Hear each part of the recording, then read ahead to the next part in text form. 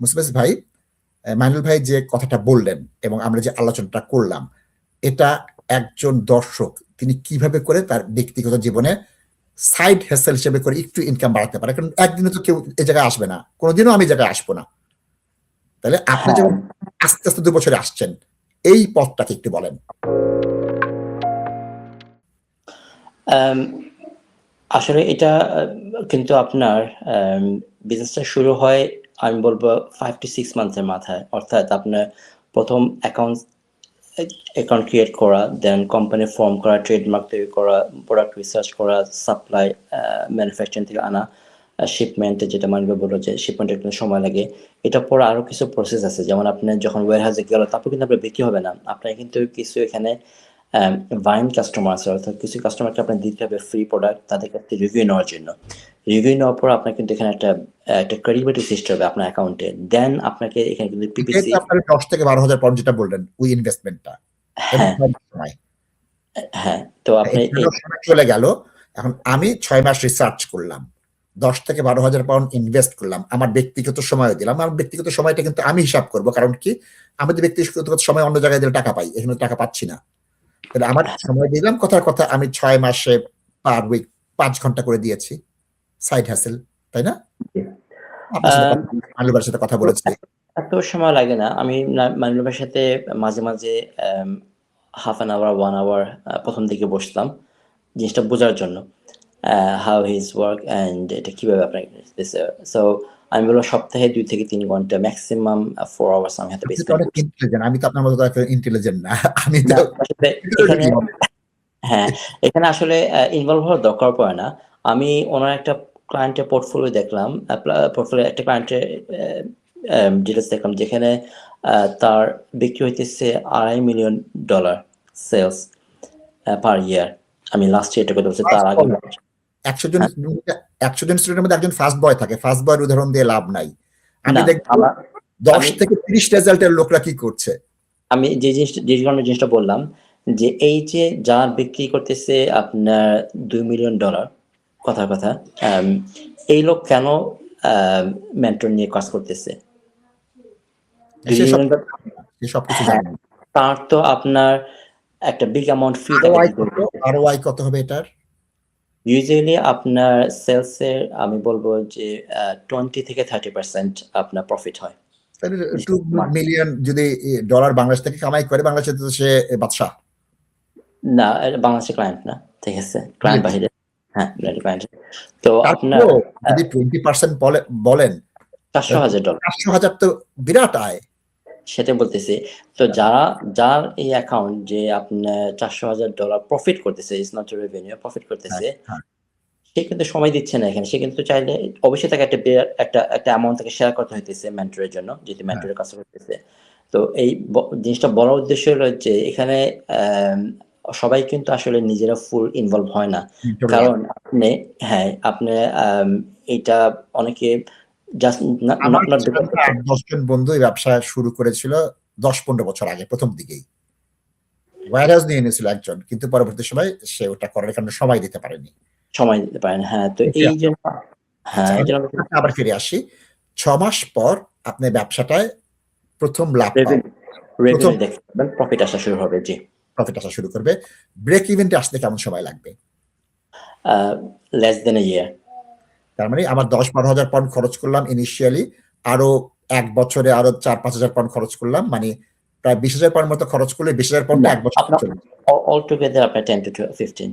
আচ্ছা, মানে 1 বছরে আমার 15,000 গেল। এটা ওই 1 বছরে আবার চলে আসার সম্ভাবনা আছে যদি আমি সময় দেই, মেন্টরের কথা শুনি। হ্যাঁ, এখানে আপনার টাকাটা আসলে ইনিশিয়ালি লাগতেছে না, এখানে ধাপে ধাপে খরচ হচ্ছে। প্রথমে যাচ্ছে হলো আপনার কোম্পানি ফরমেশন, পুরোটা নিয়ে নিলাম যে 1 বছর আমি 15,000 পাউন্ড খরচ করি, সময় দেই, 1 বছরের টাকাটা আসার পর আমার লাভ, ব্রেক ইভেন হয়ে গেল। আপনার বেসিক্যালি আপনাকে দেখতে হবে জিনিসটা, কিছু জিনিস আছে আপনার ফিক্সড কস্ট বা সাঙ্ক কস্ট যেটা আমরা বলি, যে আপনার company registration, account set up, এগুলো তো আপনার সাঙ্ক কস্ট, একবার চলে গেছে। হয় না, আপনাকে দেখতে হবে যে একটা সময় যে আপনি কত আপনার ম্যাটেরিয়ালস গুডস পারচেজে খরচ হইতেছে, শিপমেন্ট, অ্যাডভার্টাইজিং, এবং তার এগেনস্ট আপনার কত আসতেছে প্রফিট। সো এইটা আমি বলবো 7 to 8 মান্থসের মাথায় আপনি দেখতে পাবেন যে আপনার রেগুলার বেসিসে কিন্তু আপনার যেটা ইনভেস্টমেন্ট হইতেছে তার প্লাস আপনার খরচ আসতেছে।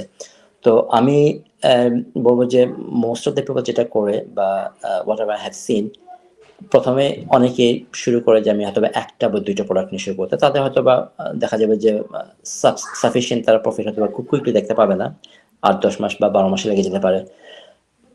অনেকে আছে আপনার দে জাস্ট go into আপনার big level from the day one. তো আপনি যদি এট এ টাইমে যদি মনে করেন প্রথমেই আপনি বলেন যে আমি 3টা প্রোডাক্ট নিয়ে নামবো অথবা 4টা প্রোডাক্ট নিয়ে নামবো, সেক্ষেত্রে কিন্তু আপনি এই যে 10 বা 12 হাজার বলেন, এটা কিন্তু আপনি পুরোটা বার্ন করে ফেলতেছেন আপনার উইদিন ফার্স্ট ফিউ মান্থস, এবং তখন কিন্তু আপনি প্রফিট দেখা শুরু করবেন আপনি 7 to 8 মান্থসের মাথায়। আর যেটা আমি বললাম যে 3টে প্রোডাক্টের কস্ট তো বেশি, 10-12 হাজার পনেরো 3টে প্রোডাক্ট হবে না। একটা প্রোডাক্ট দিয়ে 10,000-12,000 লাগে, 3টে প্রোডাক্টে বেশি না, লাগে। একটা প্রোডাক্টে 10,000 লাগবে না। যেমন আমার যে ফার্স্ট প্রোডাক্টটা ছিল, কিনা খরচ ছিল I think what I can remember is আমি ফার্স্ট অর্ডার করেছিলাম 200 ইউনিটের, $1,200 মতো গেছে শিপমেন্ট সহ, all together $1,500। That was my first one. তো এই যে $1,500 আমি যদি তখন একসাথে 3টা বা 4টা নিতাম, তাহলে হয়তো আমার যেত মেবি $4,000 to $5,000 তখন বাংলাদেশ। কমে আসতো, টাকা কমে আসতো। হ্যাঁ, তো আপনার আমি শুরু করতে আর একটা হতে পারতো, বুঝতে পেরেছি। হ্যাঁ, তো নরমালি এটা হয় যে আপনার অনেকে শুরু করে যে আমি একটা প্রোডাক্ট শুরু করলাম। রিসেন্টলি মানিকবার সাথে একজনের আমরা ইন্ট্রোডিউস করাই দিছি। উনি শুরু করছে 5টা প্রোডাক্ট দিয়ে। যে উনি he wants to do like at A time first, যেহেতু হি নোজ দ্য থিংস, ওনার কথা হচ্ছে যে আমি জানি এটা credible business, but I know that it's very complicated. এবং ওনার এই সেন্স, উনি বিজনেস পার্সনের সেন্সটা ছিল বলে বলছে যে যদি আপনারা ফুল হ্যান্ডেল করতে পারেন then I know this will make lot of money. তো 5টা প্রোডাক্ট দিয়ে যখন উনি নামে, দ্যাট মিনস উনি কিন্তু তখন আপনার কয়েক মাস পর থেকে দেখতেছে is going to good return. তো এটা অনেকেই দেখা যায় পরবর্তী একটা সময় এটাই তাদের হয়তো মেইন বিজনেস হয়ে যায় if they want to take it. আবার অনেকে হয়তো যেটা চায় যে না I just want to take it as my side business.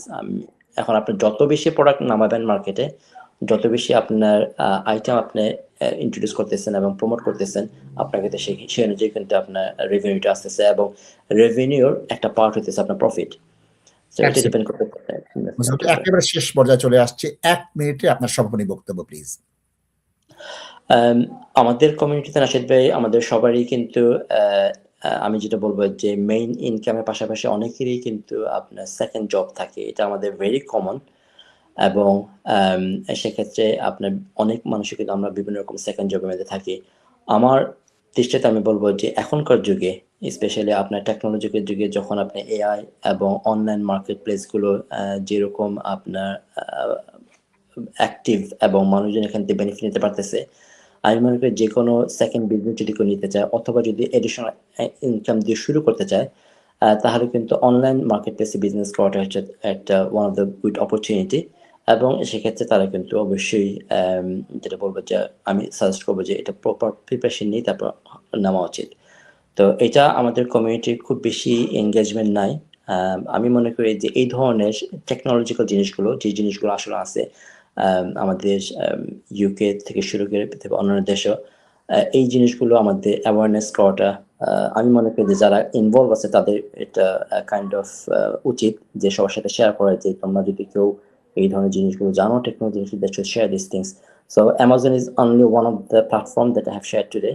এরকম ছাড়াও আরো অনেক রকম বিজনেস আছে যে জিনিসগুলো আমাদের কিন্তু মেইন জবের পাশাপাশি কিন্তু আমরা করতে পারি ইনকাম বাড়ানোর জন্য। One day can be this will replace the main income. Thank you. Masud ভাই, আপনাকে অসংখ্য ধন্যবাদ নতুন একটা শো নিয়ে আসার জন্য এবং আমাদের নতুন একটা দিগন্ত উন্মোচনের জন্য।